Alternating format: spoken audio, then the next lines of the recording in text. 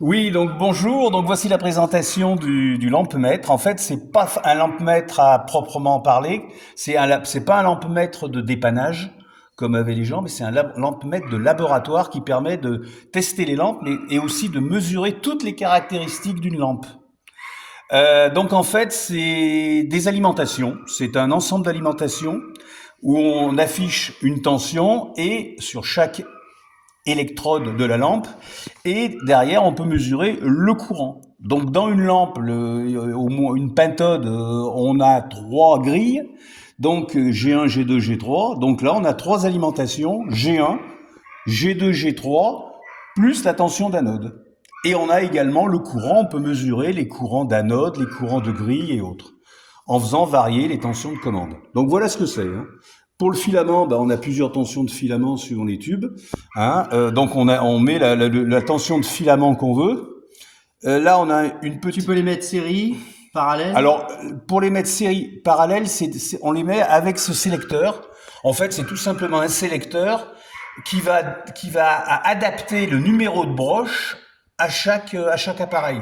Chaque lampe, chaque type de lampe a un numéro de broche en fonction des culots qui est différent. Donc ça permet d'adapter les numéros de broche suivant les différents culots à chaque instrument, à chaque voix, on va dire. Hein. Ça sert uniquement à ça. Donc il y a des numéros, par exemple la pin 1 là, la pin 1 de ce numéro, ça sera par exemple si je la mets en 8, ça sera l'anode, ça va correspondre à l'anode. Donc il faut bien connaître les lampes ou alors T'as le utiliser prospectus. le Enfin, registre, le registre. le livre que donne Matrix, données Matrix, qui tel type de lampe on avait tel type de positionnement de sélecteur. Mais c'est un sélecteur de broche, hein, ça, tout bête. Oui, et ça c'est pour dériver, c'est ça. Alors Tu peux ça, c'est pour récupérer. voilà. Donc ça, c'est entre la lampe qu'on met dessus et le sélecteur de broche. Si un jour on veut utiliser une lampe dans un montage, on enlève ça et on tire deux fils et on va dans le montage qu'on a fait. Pareil là. Et là, c'est tout simplement des sorties d'alimentation. Là, c'est tout simplement, on utilise les différentes alimentations, puisque c'est des alimentations, c'est tout simple, hein, et on va utiliser les alimentations du filament. Donc, quand je fais varier ma tension filament, je peux faire alimenter un montage extérieur par rapport à la lampe à tester. Hein. Un ampli, si j'ai un ampli, je veux une alimentation d'ampli, je peux utiliser toutes ces sorties pour alimenter mon ampli. Ah oui, si tu veux l'utiliser en entrée, c'est-à-dire que tu veux alimenter extérieurement, c'est ici, c'est en haut Et que tu vas le si, brancher en fait. voilà, et si par exemple je veux tester une lampe dans un ampli, une lampe d'ampli, je tire des fils de l'ampli et je me branche là-dessus.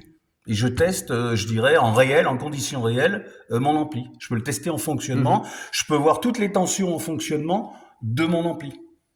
Au lieu de tester une lampe toute seule en continu, on va dire, sans audio, sans Modulation, puissance, sans quoi que ce soit. sans modulation, j'enlève ça, je tire des fils sur l'ampli. Alors il faut les prendre au bon endroit, les fils, bien entendu, il y a du câblage, et ça me permet de voir en fonctionnement de mon ampli toutes les caractéristiques, tension et courant de chaque électrode. Ok. Et donc le tarage, alors c'était la question. Alors le tarage, le tarage filament, il faut savoir que le 240 volts peut fluctuer de 220 à 250 volts, hein. Moins maintenant, mais autrefois c'était le cas.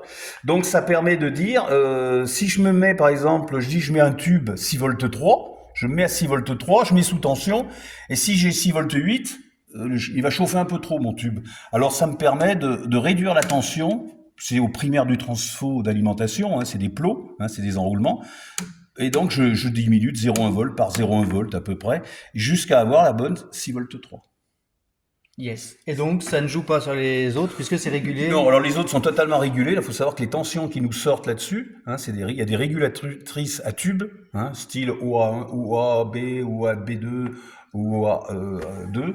C'est des régulatrices à tubes, c'est un néon qui va garantir une tension de référence. Donc tout ça, c'est régulé. Comme une Zener, en fait, c'est une Zener à tube, en fait. Sans silicium. Hein, sans silicium, sans semi-conducteur. Là, on peut faire de l'essai filament. Donc, on regarde que le filament soit pas court-circuité. Donc là, s'il est coupé, ça allume ou ça allume pas lui.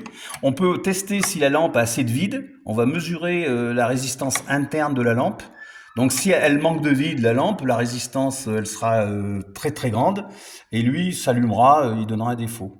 Idem, on peut tester si les électrodes sont en court-circuit.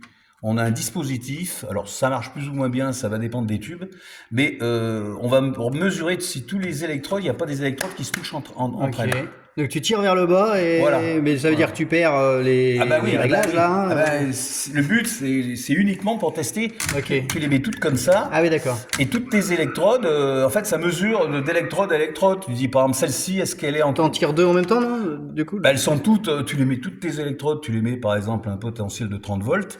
Et quand tu fais ça, si tu coupes le potentiel à côté, ou un des autres potentiels, c'est pas bon. C'est tout con, hein. C'est pas, on n'est plus dans le fonctionnement du tube. Ah oui, oui, oui. Hein, on est juste dans Dans le test. le test. Hein. C'est un test, même sans filament, on n'a même plus le chauffage des filaments. C'est mécanique. C'est un test mécanique pour savoir s'il y a des électrodes qui se touchent entre elles. Bon, quand on en arrive là, en principe, il y a longtemps que le tube il marche plus. Enfin, c'est un peu. Et Olé, olé. j'avais une autre question. Quelqu'un qui avait posé la question. Est-ce que on peut régénérer les tubes avec cet appareil? Non, non. Et puis régénérer un un mythe, ça tube. Ou ça Non, existe c'est pas un mythe. On peut. Il y a un titeur, ce qu'on appelle dans le tube.